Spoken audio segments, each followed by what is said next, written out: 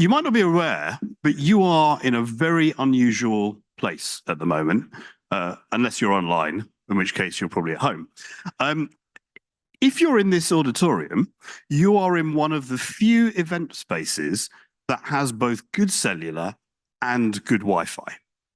I'm sure that everyone here has spent too much time in conference rooms and meeting rooms inside a building or in a basement where perhaps there's no cellular, the Wi-Fi needed complicated passwords to get online, and you couldn't get connected. Here, thankfully, we're in an advantageous location. The other thing that is unusual about this is we are at a major cellular industry conference with an indoor session. And in my experience, that's very unusual. You tend to have to go to dedicated events on small cells or DAS or other specialist indoor products and solutions to actually get the attention. Hopefully, we're going to rectify that and also increase the overall focus of the industry on indoors. So you'll have heard me ask a few questions. I'm an industry analyst and general troublemaker. My screen name is Disruptive Dean. My company is Disruptive Analysis, and I try to live up to that brand. And I do a lot of things. I look at cellular, Wi-Fi, satellite, fiber, spectrum, broadband policy, and a lot more. And I specialize in asking nasty questions, so I'll probably expect to get a few back during this session myself. So let's take a little bit of a step back and context. And we heard just now about the integration of different wireless networks and convergence between terrestrial and non-terrestrial networks. And I want to talk a little bit more about divergence. Because from my point of view, what's happening in the wider industry is we're going from a world which we've had for 30 years of like the 4G era setup. In most countries, there were 3 or 4 national MNOs, maybe some MVNOs, and perhaps outsourced tower companies. And pretty much every country looked like that, with a few variations and national orientation towards perhaps regional licenses. But pretty much that was the template. What we also see is everyone must have been talking about industrial transformation, and we've been assuming that 5G would transform industries, whether it's automotive or manufacturing or education or healthcare. 5G was transformative. But what no one really recognized was the first industry to be transformed by 5G was the telecoms industry. And we're already in this much more heterogeneous landscape, both on the outdoor and indoor worlds, where we're getting consolidation of the traditional MNOs, we're getting new entrants, but we're also getting indoor specialists providing neutral host services. We're getting industrial, both private networks and sort of private MNOs in a way for some sectors. You're finding governments, cities, utility companies, all building their own networks. You're seeing hybrid MNOs and MVNOs that are maybe using Wi-Fi as well for indoor use. Or they're trying to offload from their host MNO. So there's this whole explosion of new types of network owner and service provider. And I think that 6G is going to accelerate that, especially when we think about the use cases that are going to emerge. And we'll come through and talk about that in a second. But what I'd say is even the 5G era, we heard about 80% of mobile traffic. I would assume that therefore implies about 8% of mobile value. So when you see all these GDP numbers associated with 5G, you can pretty much assume that there's a proportionate amount that is indoor usage. All of the sort of, or pretty much all of the cool things we talked about, whether it's education, healthcare, industrial automation, AR, VR, gaming, business collaboration, almost all of that is indoors. Outdoors, you have obviously utilities, anything to do with vehicles, fixed wireless access, but it's 80-20 or maybe 70-30. It depends a little bit. When you look at the traffic stats, you have to break out fixed wireless access as a special case. And I'm not seeing anything at the moment to suggest that 6G use cases are going to look any different to that. And I should say, this is cellular traffic. If you add in Wi-Fi traffic for things like smart TVs, it's probably more like 95% of all wireless use is indoors. And there's a bit of it's a complicated diagram. There's a couple of things that are going on here, which is we've got some applications and uses and networks, which I'll call indoor native. They're things like Wi-Fi in your house, where it sort of lives indoors. It could be residential, it could be enterprise, and there's other things that might be the internal smart building system for IoT in an office or a factory. And then you've got the outdoor to indoor flavor of wireless, whether that's cellular, traditional broadcast, some IoT networks are inherently outdoor to indoor. And then you have satellite, which is outdoor to outdoor, and usually doesn't go indoor at all. And I think that when we look at this, we see different approaches, whether it's bringing outdoor public cellular indoors, either through the wall or with a dedicated indoor system. We might also find there's private networks for a factory or for a warehouse, perhaps with an overlap between them, and we'll talk through that. The last point before I bring on the next speaker is just how much indoor floor space there is. And so Europe has about 25 billion square meters of indoor space. Probably about 70–75% of that is residential, either single family homes or multi-dwelling units. But the rest is places like this, or retail, or offices, or factories, or airports. All of them very different requirements and very different needs, but all very important. And the cost of providing good indoor wireless can be huge. And we need to think about any solutions we have for 6G need to be able to scale to those numbers and fast. There's no good saying, you are, running a 200-person hotel, and you are number 5,826 on the queue for getting an indoor system, and we'll get to you in 15 years' time. We need to be able to think about scalable solutions for indoor 6G. And with that, I will hand over now to the first of the four panelists, who is Professor Akihiro Nakamura from Tokyo University, who hopefully is going to be able to attach his laptop. Okay. And you've got my email. Thank you. And I'll be bringing people back up on stage after a couple of presentations, and then I'll introduce the rest of the panelists. Thank you.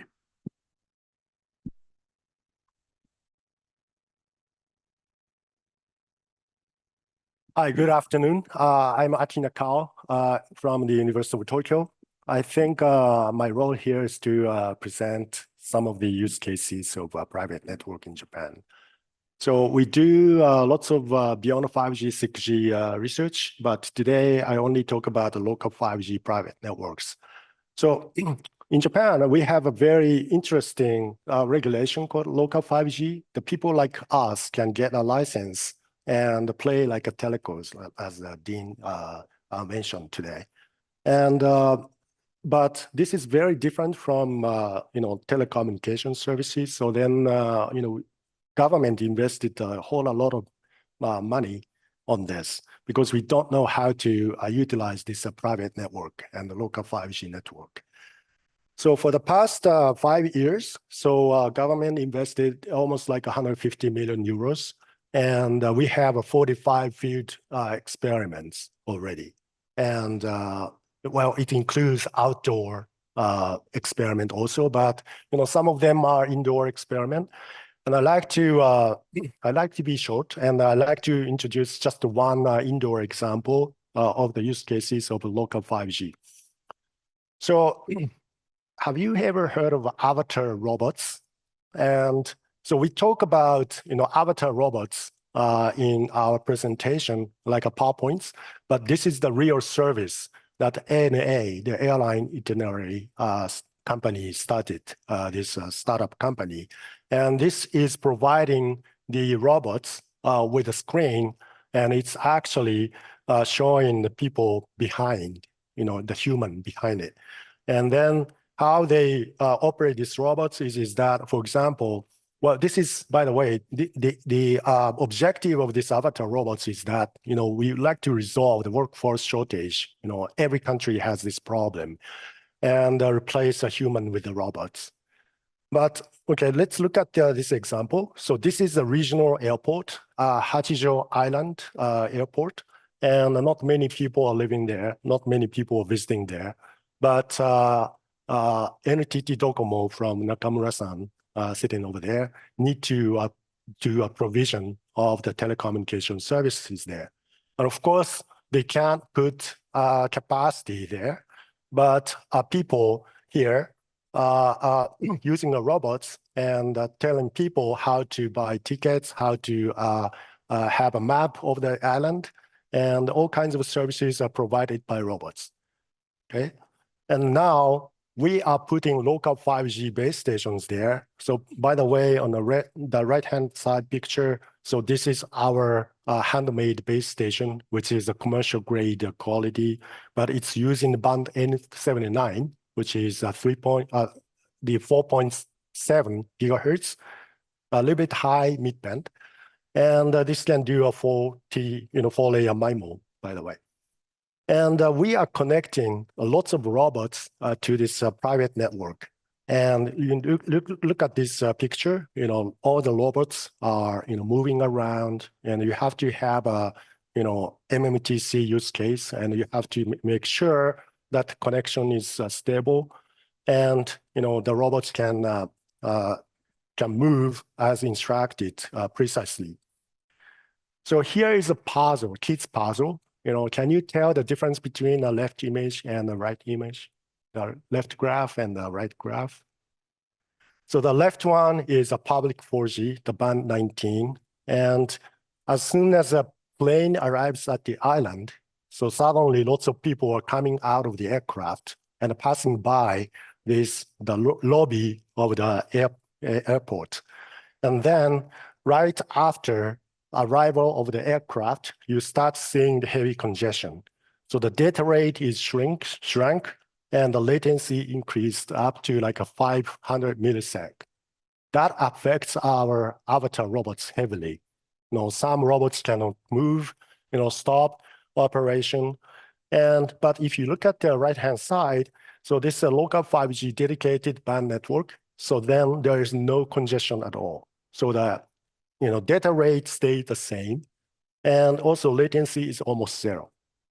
Okay, so look at this. So avatar robots require mission-critical dedicated wireless network, and there the private network makes a lot of sense, because people might argue that we have a network slicing. NTT Docomo can put the network slicing there and then assign one of the slices to a dedicated network for a robot operation usage, but they can't put the capacity in the first place because you can't justify the business here because there are not many people out there. So bringing in a private network, and in fact, this startup company tried Wi-Fi first, and it didn't work because lots of people are using tethering and Wi-Fi, smartphones are providing Wi-Fi. If you have 100 tethering terminals there, so then it messes up the Wi-Fi band, right? So, and they tried public 4G, but this problem happened. And then they talked to us, Aki, please provide your private network, the local 5G base station. And they are pretty happy. And then we are, recreating this use case in regional airport right now. It's expanding the business. Okay, this is my last slide. So prove me wrong. So the benefit of local 5G are many, and I listed up 4 bullets here. So it's good for use case exploration, and use case user-driven network can be built here. And also resilience. So the example of robot operation. So we are using licensed band and dedicated band, and we have operational security because you don't have to provide a password to get connected to the network.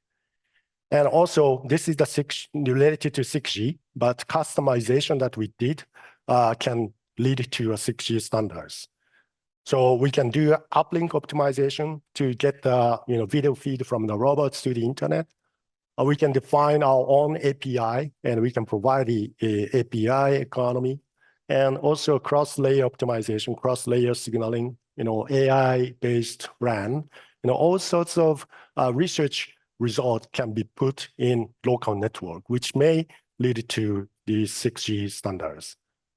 And when we talk about centimeter wave, so I'm hoping that we can use a centimeter wave, 7 to the 15 gigahertz band for local 5G or local 6G, I would say.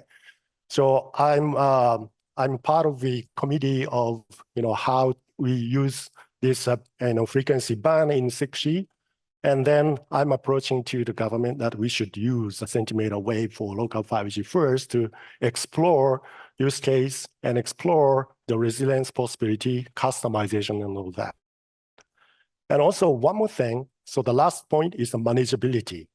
So if we ask telco to provide a service for users, so then we may not be able to manage the network. But if it is a private network, so then you can manage the network by yourself. So the manageability can be in the hand of users themselves. So this is the benefit that we have in a private network. Okay, so this is the end of my talk. Thank you.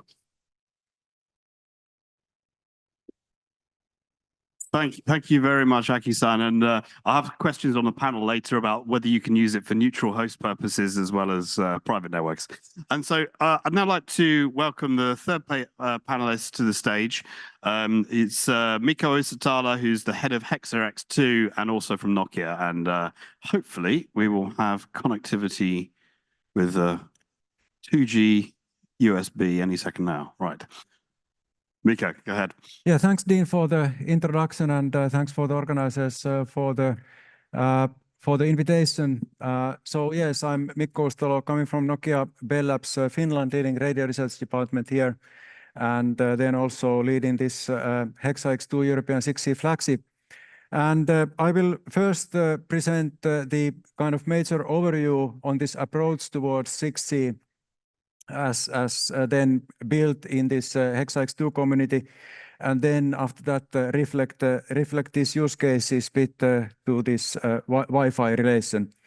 So Hexa-X-II, the European 6G flagship, the second phase of this 44 member organizations, Nokia overall leader, Ericsson technical manager, and very good coverage of the entire value stack. And we started first with the Hexa-X project and laid down the vision for 6G to connect the physical, digital, and human worlds. The digital connection, building the models of physical and human worlds, and then humans and physical enabling efficient control for humans for the physical world. And then key values that should be reflected and included in all the discussion in 6G also in this session. So we should build this all on sustainability. We heard quite a lot on that before lunch, as well as inclusion and trustworthiness. And UN Sustainable Development Goals, a great starting point. And this was also very strongly coming into play, for example, by academic work by University of Oulu 6G flagship and other 6G initiatives building on top of this. So good direction. So then finally, these use cases. So here also in the center, again, the sustainability from all these points of view, environmental, physical, and social, environmental, social, and economic sustainability. Laying the groundwork, and then these use cases grouped into use case families, these different bubbles here. Starting from this immersive experience use case family, so enabling humans connect with each other, connect with machines, connect with some physically models that don't exist in physical reality anywhere, independent of location. Much of this going to happen indoors, but also quite some action here outdoors, some industrial metaverse immersive experience use cases. Then collaborative robots, looking at groups of robots augmenting our life as end users, or then helping some businesses. This obviously also outdoors, indoors.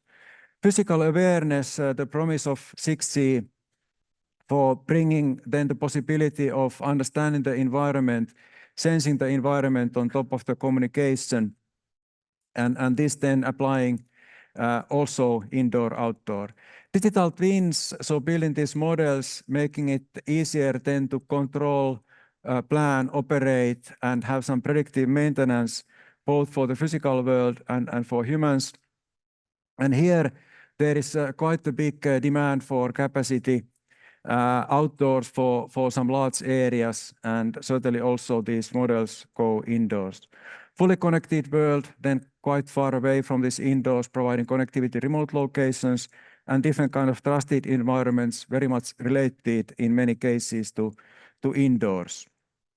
So then this was the Hexa-X-II foundation for the 6G approach, and then some personal observations, additionals here with respect to Wi-Fi. So certainly Wi-Fi cellular, both very strong technologies and continuing to be strong towards the 6G era. And Wi-Fi and cellular having certain kind of characteristics and areas where they are strong. And this same kind of main approach could well continue. So Wi-Fi can provide, especially indoors, can provide high data rates, but then not providing the very high reliability. And also then outdoors here, as you can see, quite high demand traffic use cases as well. And then with respect to security and spectrum availability, that was already touched in the introduction by Dean. So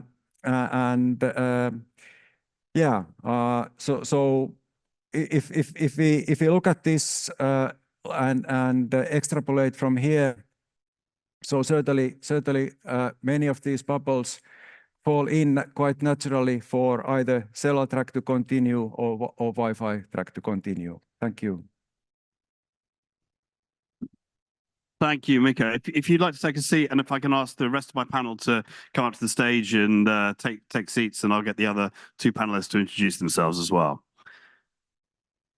So one of the things you'll note here is that there's a lot of diversity in terms of the difference between public and private networks indoors, whether you use different technologies, and also the coexistence of multiple technologies. So yeah, I think that we're going to have an interesting set of discussions. Hopefully this will bring up the slide with everyone's name on it. Maybe not. But first off, I'd like to firstly ask Mikael from Ericsson to introduce yourself, what you do, and your thoughts on indoor. Mikael. Yeah, thank you very much. It's a pleasure to be here, and I really appreciate that we also raise this more deployment question. And then, of course, before we should go into how to deploy 6G, we need to discuss what 6G should serve. I think we have been onto the topic very much yesterday. But for me, it's obvious that, you know, the world is now in a big digitalization era. And where we are in that exactly we can discuss, but there's no doubt that for every day or week that goes, there are both product services and things being more and more automized in hunt for efficiency, cost, easy to scale, and there, of course, connectivity becomes central. I think another trend is also that it goes mobile first in a way. So if you digitalize something today, you really think of that it needs to also work everywhere or anywhere, basically. So if that, you know, and then I just need to comment on what I picked up yesterday. There was some, you know, more disappointment statement around 5G. And I was a little bit surprised because, I mean, 5G works excellent for the use case that is on scale right now. I think also a lot of the digitalization, manufacturing, it's ITS, logistics, they are very interested in 5G. And it will go that way. But I think we also have to realize that this takes time. So, you know, maybe not building up new ecosystems, but, you know, modify ecosystem that takes time. But it's happening every day. So I think that we need to be prepared for. And that is that 6G will really be the workhorse for, you know, where we will be. But So- it has to work everywhere, though. Yeah, exactly. So coming then back, what does this mean to deployment? And then, you know, I think Nakamura-san also said that it's so important what happens on 5G, and that's exactly this. I think coupling to deployment, I think it's also very important to see what happens with 5G from now until we're going to launch 6G, because that's going to be the start point. We can't come with the 6G that requires a completely different deployment model. That, you know, then we are on another journey. So that is as important actually to relate to. So for me, it's not only indoor versus outdoor. You know, it has to be basically everywhere. I think also indoor, we has to be moderated. You know, of course we have the residential, but then we have, you know, everything from mines. It might be ports, warehouses, it might be big malls, you know, or even here. And so it has to be moderated. And so far, I think we have seen some prevalent deployment models starting with the leaky cables or the Wi-Fi options and so on. We have experimented with a little bit alternatives that hasn't taken off. So innovation in this space could be super important to solve this. Thank you. Thank you. Last but not least, Matti from 6G Flagship. Go ahead. So we started indoor cellular networks research 15 years ago. And actually there was one major EU project called BFEMTO. And we were investigating how to use 4G technologies in femtocellular environment. And as we know, it was really a big boom at those days. And for various reasons, it never really picked up. And I'm wondering even today, why not? As you said in the opening, that 80% of cellular traffic is generated from indoors. So it's really amazing that this femtocellular network concept never were deployed in large scales. Hopefully one day they will. It's energy efficiency issue.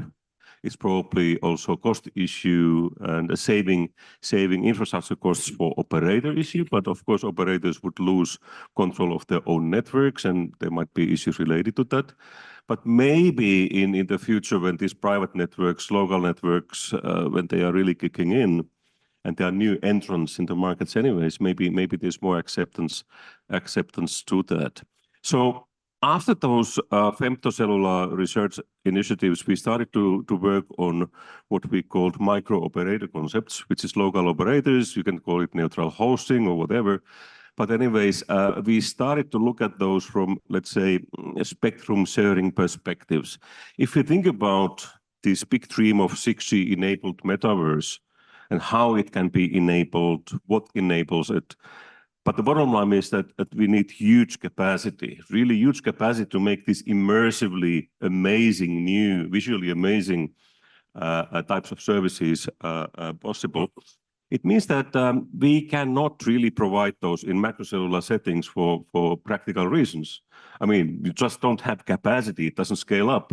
But in indoor settings, yes, of course. And then the question is how to enable those. We can go to higher spectrum bands. We are talking about sub-terahertz, above 100 gigahertz frequency bands, where the coverage is anyways rather short, and that what might enable it. Then Monisha, I think it was Monisha yesterday pointing out in spectrum sharing that in indoor setting, for example, it might be possible to share spectrum with other legacy systems. Yes, of course. And we are talking about some tens of milliwatts or 10 milliwatts transmit power in these indoor femtocell type of base stations. So maybe spectrum sharing would be possible. If you think about big building concept, constellation, where you have lots of rooms, different rooms and spaces, you can centrally manage the network in one building easily these days. And it would lead to a really interesting concept. So I'm wondering why this has not happened yet. Thank you very much for that. Matti, as it happens, I saw my first small cell in 2001, a 2G small cell, and I followed the evolution of femtocells. First reason they didn't work was because you need multi-operator coverage, and it's only recently you had multi-operator small cells. And then there's also the challenge of backhaul and how you get to each cell in each room or in each building. Do you use the twisted pair or the fiber or even the coax cable? Do you have to install it? There's a fundamental problem here, which is, can you get public networks working on private property? Because there you have the operators, you have the landlords, maybe the tenants, the local authority, maybe it's a protected building, whoever owns the wiring in the building. You end up with this multi-stakeholder problem. It's really complicated. But in the same setting, I think you have to provide energy to those premises, and there's energy company giving you electricity, and somebody is wiring it. Very similar setting, and it's working. Somebody's reading the energy meters. And I agree. I mean, I'd like to see it work. I've been following this for a long time. But I think there are some interesting movements happening, and I've seen examples where actually building owners taking initiatives to actually make sure that they have cellular coverage, because the cellular coverage, end user just now expect. So suddenly, they feel that they are more or less obliged to do that. Yeah, and it may be that they can get more rent per square meter or something like that. Yeah, it gets more attractive. Yeah, so fundamentally the problem with indoors is this economics which is behind what you were saying, and like the coverage that you can create with a certain amount of investment.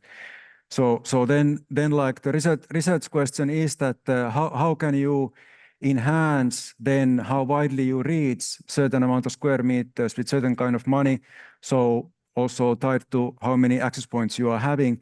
So this is like the equation that also was like reducing the interest for example, this millimeter wave and higher frequency approach. So that is like quite much there. And then if it is challenging to reach that kind of economies to work, then the question is that if there is multiple operators providing connectivity for all of their end users indoors, so how can they then, if they cannot do that for their own customers, so then possible methods, how can they combine forces with so that there is like one investment for one network and then multiple players benefiting from that. So Aki, I don't know if this is true in Japan, but in the US, you are now starting to see private networks using CBRS in building, which, as well as used for maybe IoT or for private usage, also have a secondary use of what's called neutral host. It's a bit like roaming, but not quite, for the public networks onto the private network. At the moment, it's not legal to do that in Germany or the UK. Well, what's the situation in Japan? The same thing in Japan. So we can't roam between a public network and a private network just yet, because there's a complex issue. Because some group of company, group company from NTT, so they are running this fixed network, now entering the business of local 5G. And here's NTT Docomo. And if you start roaming between these two, group company from NTT, so that is creating the monopoly of the market. So Japanese government, stops, very cautiously now. That's interesting, because there seem to be, from a network sharing point of view, there seem to be both Mokken and Moran approaches to indoor sharing. But I want to leave the sort of the current situation and talk about some of the 6G innovations. What can we do in 6G technology innovation to improve either the sort of the indoor propagation, maybe using RIS or advanced MIMO in a map of the building and thinking that's a window which doesn't have low-E glass, or is it that we can have a better approach to the indoor sharing? I don't know, Matti, if you have any, are you seeing anything in the technology development pathways that fits that? I think we have to look at every potential in there, and our approach is I think twofold at least. One is that we have been developing these sub-terahertz RF technologies since the beginning of our flagship 2018, and our team has been doing lots of experiments already. It's not yet commercially viable. I mean, we don't have these chips available, and it will take a while that we are there. But I think that's one important factor, that we have really these high bandwidth, high-frequency RF chips available. That would really be something significant. And of course, we understand that if that is becoming possibility and its spectrum is there, it's not, let's say, macro-cellular deployment in any case anywhere. So that's one thing. Then other thing is the spectrum sharing part. And how can we coexist with rather low power indoor mobile technology with some other legacy systems, whatever those are, and how can we control not to cause too much interference with those? So these are the things that we are looking at. Of course, regulators have assigned lots of spectrum bands around 3.5 gigahertz already for private networks, and that's available today. But we have to look at more innovative solutions, and I believe that, for example, in spectrum sharing domain, these latest advancements in machine learning algorithms would enable lots of different things. Mikko, are you seeing from your point of view any sort of innovations that really you can read across from the 6G radio evolution path? I think, well, that's suitable for indoors. Yeah, so first of all, like there has been here already in the earlier comments several good choices mentioned, and Matti mentioned about these chips, and one challenge with that is this economy with this. And then machine learning was mentioned, and it is a tool that is very widely spread all over in 6G in many different ways as the tools with machine learning have become more powerful. So it should be seriously be looked at in all aspects, including this as well, how to enhance and optimize. Mikko, I mean, obviously Ericsson has a big indoor cellular portfolio with the DOT products. Yeah. Do you see an evolution path from that, or as you mentioned before, going through sort of 5G advanced? What's coming next insofar as you can tell us? Yeah, no, I think of course indoor systems are here to stay, and then at the end it's of course at the same time also quite a lot of engineering here. I mean, you did the speed test up here, and you had actually higher downlink data rate on the cellular compared to the Wi-Fi.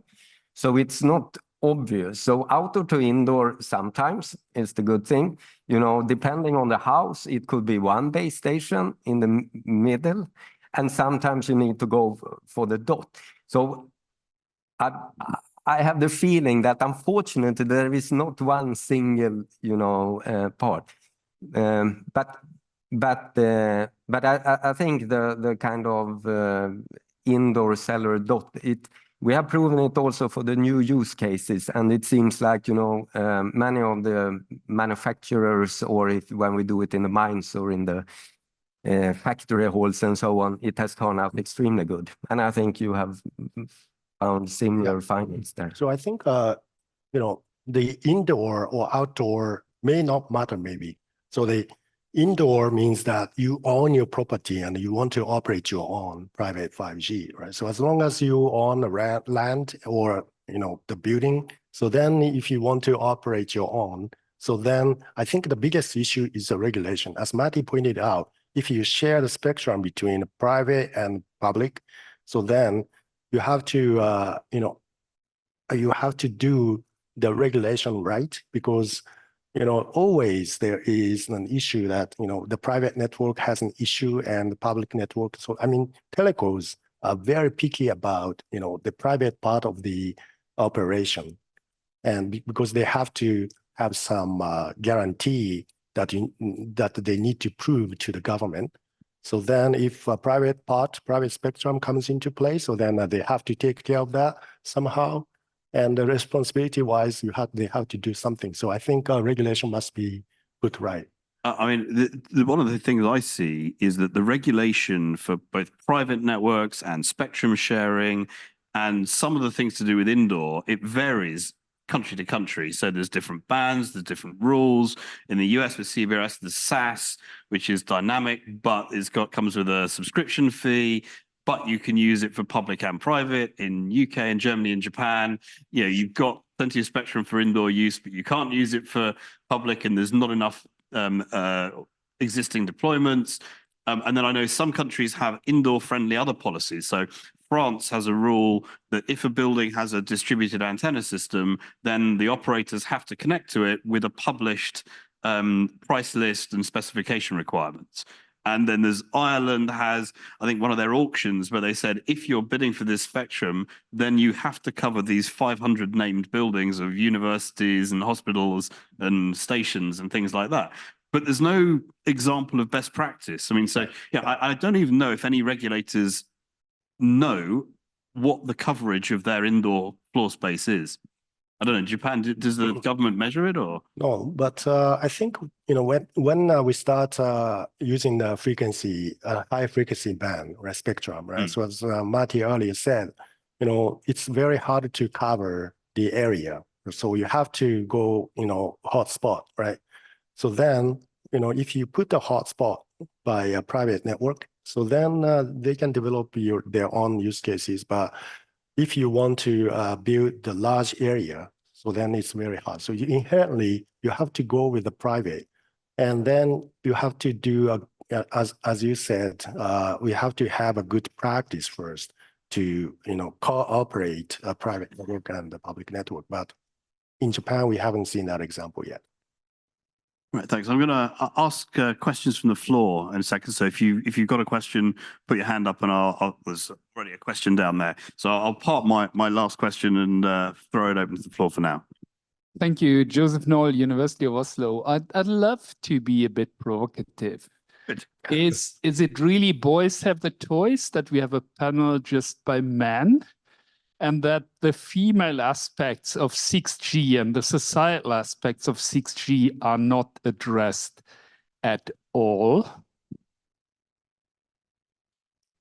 Well, I don't think the panelists themselves can claim to be involved in their own recruitment for the panel. And yeah, I know it's difficult to recruit people for panels. That said, I absolutely have to acknowledge Manisha in the front row, who is obviously a massive advocate for indoor connectivity. So I don't know, Manisha, if you've got anything you'd like to add to that. Compared to ask the question only to this panel, there were a lot of panels that, yeah. And there is a term for that, they're not panels, they're manels. I'm aware of that term, but yeah. Hey, of that boys have the toys. It's to the panels. And I really want to challenge you on Yeah, maybe I can also reply to that a little bit. So the way I say things, maybe I say it maybe too much black and white, but when we look at now back 5 years of our, for example, background that we have been carrying out 6-year research, we have been mainly focusing on enabling this engineer's daydream of 6G enabled metaverse. That has been the main driver so far. And that is what industry is also pushing us towards too. So more bits through the channel with less euro spent on that, meaning also energy bill going down. So that's one aspect of that. And of course, that's what we engineers are used to do. Now, I think what has been forgotten, I agree with Noel on that these societal aspects have been a little bit neglected. UN SDGs is used and misused most of the time, quite a bit, and it's kind of a greenwashing, so to say, many times. But we should also look at the societal needs aspects and why do we need 6G? What justifies us to have the 6G? Why really we would need? For example, now everybody asks why 5G was not that successful as expected, because it didn't really hit the consumer markets. Probably that's why. What consumers would like to have in the future, we need coverage. We need much better coverage than we have today. And in many countries, we have really terrible coverage. Even in urban areas, we have terrible coverage.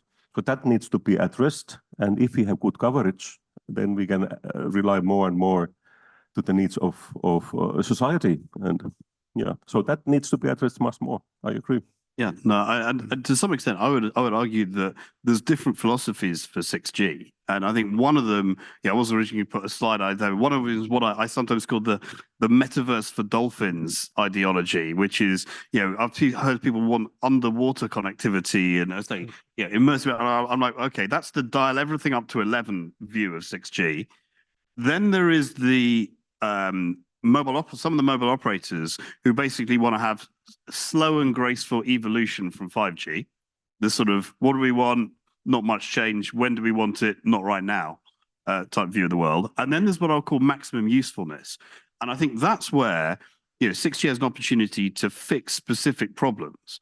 And some of that is on day one, make the network affordable everywhere, make it work everywhere, whether that's on a Pacific island or in a basement conference room, make it use less energy. And so my personal preference for 6G is maximum utility and usefulness, rather than dial it all up to 11 for no readily apparent reason. But I'll yeah. Go. So I think in order to address the societal aspect of 6G, I think, and 5G or 6G altogether, I think currently users are not benefiting or understanding the benefits of 5G or 6G yet. And I think this local 5G or private 5G activity is a very good tool so that people can understand the benefit of 5G, because they can compare public 4G, 5G, and private 5G, local 5G in your country. So then, Wi-Fi also, and then choose, what kind of, telecommunication technology that they should be using. I think, without this understanding, maybe we can't penetrate the market successfully. A short follow-up. We see in Wi-Fi, we see a lot of guest networks. Wouldn't a 5G, 6G network slice for a guest access be a real good story for the society? Never asked for Wi-Fi password or this kind of stuff again. Yeah, I mean, why not? I mean, in the certain places, why not? But I think that maybe is, it's more a regulatory or a governmental political kind of decision, right? It's not so. Then I think, I mean, I think we should look at talking about the societal impact and aspect. I mean, the whole digitalization is going to make things better. It's no doubt about it. So, and then of course 6G, that is there to solve the networking part of this.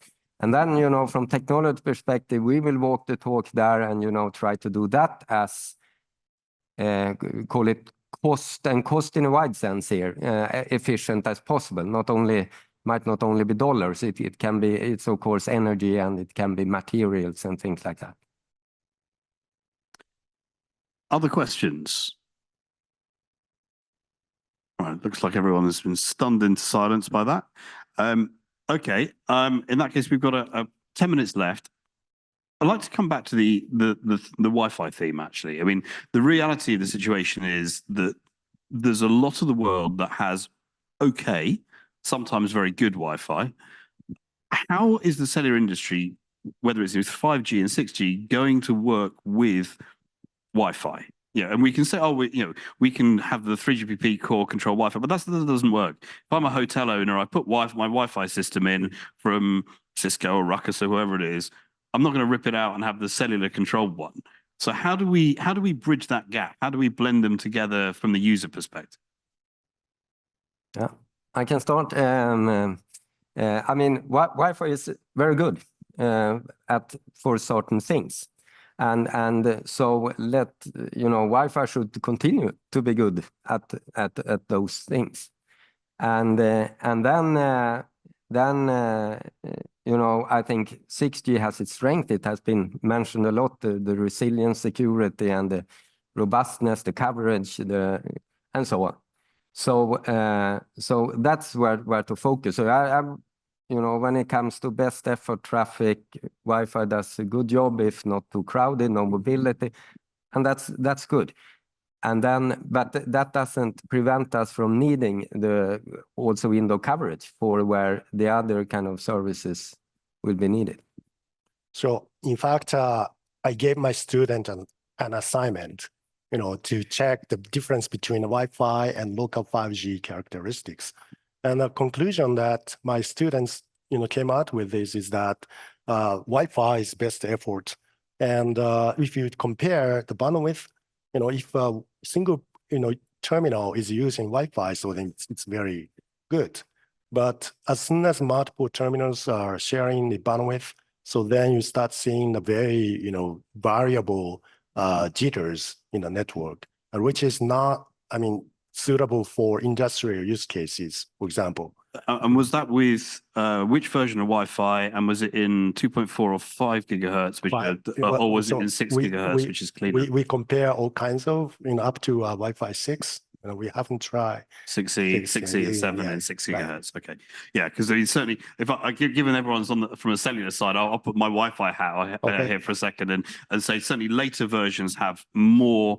Firstly, access to 6 gigahertz in some countries, which is cleaner and doesn't have the legacy systems, and also supports things like essentially the Wi-Fi version of carrier aggregation called multi-link operation, or also multi-user MIMO, which gets some way to that. Well, some of us are old enough to remember 25 years ago this grand era of ultra-wideband communications. And there were lots of very interesting. I loved it. I really loved it. There were lots of interesting concepts coming out, and then there was this wireless HD concept, which aimed at the 60 gigahertz utilization and multi-carrier OFDM type of deployment.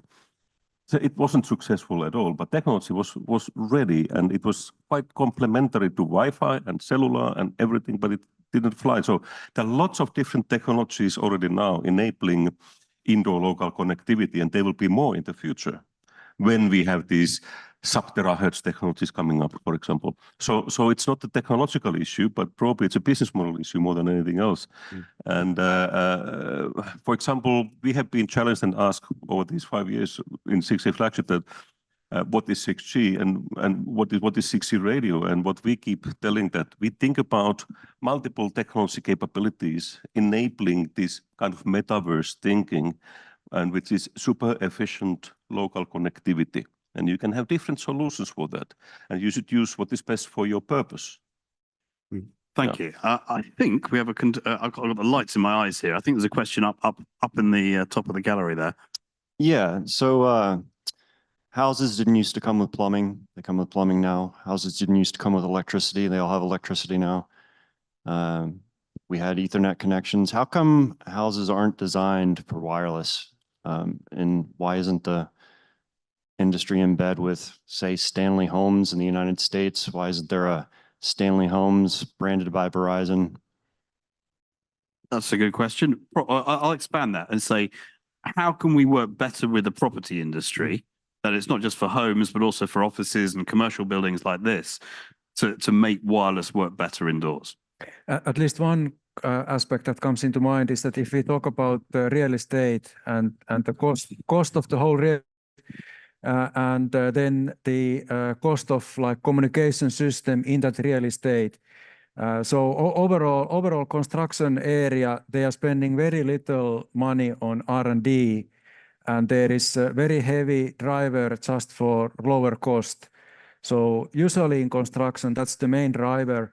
And usually I would expect that they have quite little bandwidth for other optimization directions. But construction industry is extremely keen on exploring capabilities in for example, in construction safety area. So we talk about this life cycle of the building, and so from the construction phase to the operation phase. And when you're building the actual building, you would be building already the network infrastructure gradually. You use it for different purpose in the construction phase, and when it's used for some other purpose, then it's used for different things. And bigger companies, they are really keen on these, but we have never invited them to this type of events, for example, before. And Aki and myself, we are working hard in Japan to make it happen now. Yeah, well, so people love, untethered network, right? So then, but at the same time, they look for the same quality as the fixed network. For example, it has to be very reliable, not like a best effort network. So, for example, let's get back to the Wi-Fi example. So Wi-Fi is best effort unlicensed. People start using that, but some, people don't like the instability of Wi-Fi. and look for like dedicated 5G network as a replacement of the fixed network. And lots of industry like factories in Japan, maybe a building and construction company also. So they are looking for a stable connectivity, just like Ethernet, but we can't beat Ethernet. But as long as it is stable, so then they start changing from the fixed network to the wireless because they love untethered network. Thank you. Yeah, going back to the thing about the construction industry, a concrete example at the University of Chicago, they built this brand new, very fancy auditorium and an office complex. And at least in the US, all new buildings are so-called LEED certified, and they're like Faraday cages. I mean, they have all of these thermally efficient, very low energy loss, but they're also let in very low hour. After the building was completed, they realized that, this is a building that we have a lot of guests coming in and they want their phones to work and they don't want to go on to Wi-Fi. They just want their phones to work. So then they had to spend an additional, I don't know how much money to put in a distributed antenna system, right? And so it is absolutely the case that, yes, retrofitting old buildings is one thing, but as you're looking at construction, there has to be a connection that, connectivity is important. And pulling on that link, as in, Dean, you mentioned about the neutral host model in the US, it is actually, some of these places, there is a third party that's doing this. So the operator is not responsible for maintaining a network inside a building. The building owner contracts it out to a third party who deploys this private network in CBRS. And then, say, T-Mobile or Verizon has a contract with this third party that their customers will roam onto the network. Is something like that considered against the rules in, say, Japan or UK or Europe right now? Would that? It is slightly different. There's alternative approaches to neutral hosts, which are more like essentially glorified versions of DAS. So it's more Moran rather than Moken. But I think the interesting one, I had someone who came to one of my workshops recently who said, I think it's UAE in the Gulf, Dubai in particular, where I think they now have something in the building codes that say if you're building you're a large high rise or something like that, you need to have connectivity in there. And I think what I'd really like is to have examples of this type of sort of pro-indoor policy from around the world and just sort of try and come up with a list of them initially and then best practice. I think because there is a safety aspect to it too. If your building is a Faraday cage and you're not on Wi-Fi, you're really putting people at risk in there if there are no landlines anymore anywhere. So you're pretty much reliant on. Another quick question, and we didn't really talk about it much, is I'd like to get a sense of what people think about 5G and RU and how that could be used to handle some of these issues and why in the industry.